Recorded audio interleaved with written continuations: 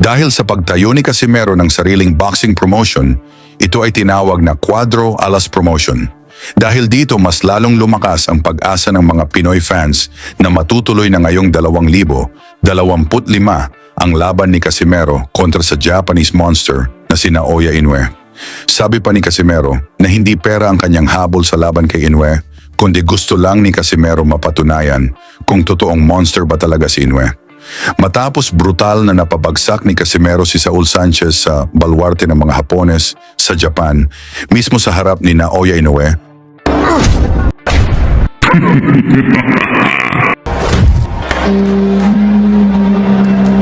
mas lalong kabado ang kampo ni Inoue na labanan si Casimero. Samantala sa laban naman ni Inoue kontra sa Mexican na si Luis Neri, unang beses na tikman ni Inoue pagbagsak sa lona mula sa isang suntok ni Neri. Kahit pa naipanalo ni Inoue ang laban, marami ang nagtatanong, paano kung si Casimero ang nakatama ng ganoong suntok kay Inoue? Matatapos pa kaya ni Monster ang laban? Kahit pa napabagsak ni Inoue ang Koreanong si Yejun Kim sa huli nitong laban sa Japan, marami pa rin ang hindi kumbinsido. Lalo na't si Kim ay number 57 sa rankings at hindi kasama sa mga contenders. Upang lalo nating maunawaan gaano ba kalakas si Casimero na iniiwasan ng kampo ni Inoue, atin munang balikan itong laban ni Casimero kontra sa Hapon na nagpabagsak kay Inoue, kung saan dinaya pa nila dito si Casimero upang makaiwas si Naoya Inoue. Ito ay ang Japanese champion na si Ryo Akaho. Hindi ito basta-bastang kalaban si Akaho dahil sa 39 na panalo nito, 26 ang kanyang tinapos sa knockout at 2 lang ang talo at nagmula pa sa 13 magkasunod na panalo. Kung saan nangako itong si Akaho na tatapusin niya ang karera ni Casimero sa laban na naganap sa Incheon, Korea. Sa pagbungad ng unang round, sumugod na kaagad si Casimero na gustong tapusin ng maaga ang laban. Now, hoy. Karo na tol. Straight tol.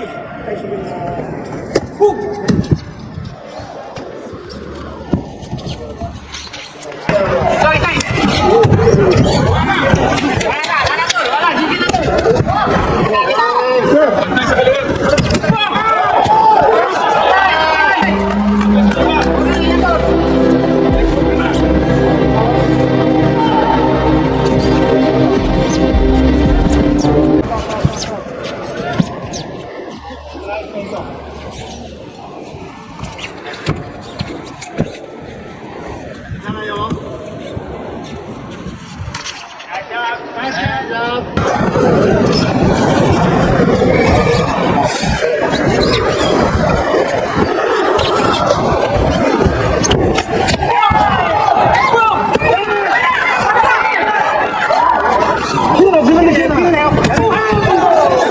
Sigawan naman ng mga fans pag tumama ang suntok ni Alas.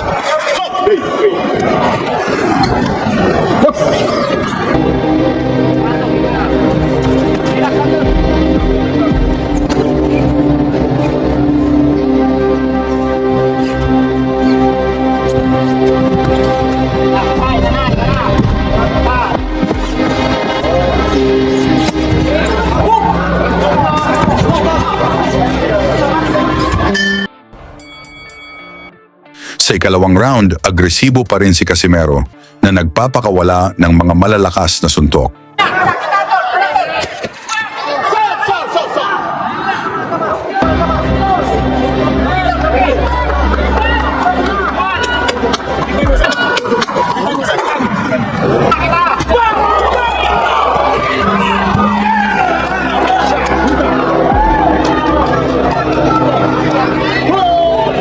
Ngunit mula sa mga kombinasyon ni Casimero, nakapagbitaw si Akaho ng isang counterpunch na nagpatukod sa mga gloves ni Casimero. Kaya agad siyang binilangan ng hapon na referee.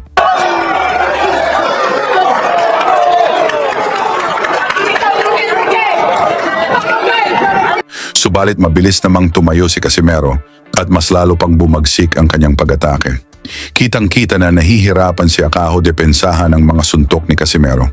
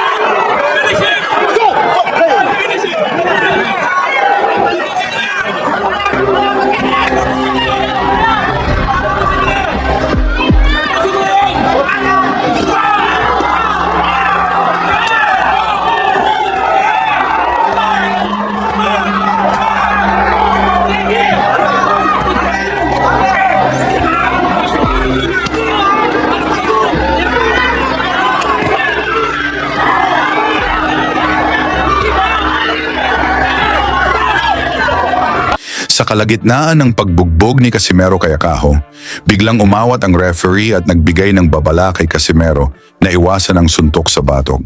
Ngunit nang makita ni Akaho ang ginawa ng referee, bigla itong nagdrama at nagkunwaring tinamaan sa batok.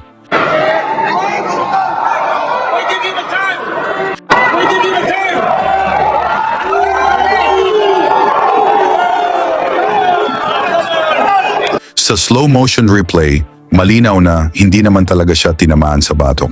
Huli pa ang kanyang reaksyon, tila isang palabas lamang upang maiwasan ng pagbagsak sa lona. Tinulungan pa siya ng referee at binigyan ng upuan. Dahil dito idineklarang no contest ang laban. Ngunit makalipas ang ilang araw, muling ni-review ng Korean Boxing Commission ang laban at binago ang desisyon. Mula sa no contest, ito ay formal na idineklarang ikalawang round knockout na panalo para kay Casimero. Matapos ang laban, humingi ng paumanhin si Akaho at inamin na sumakit daw ang kanyang ulo. Hindi niya alam kung saan siya eksaktong tinamaan. Tinanggap naman ito ni Casimero.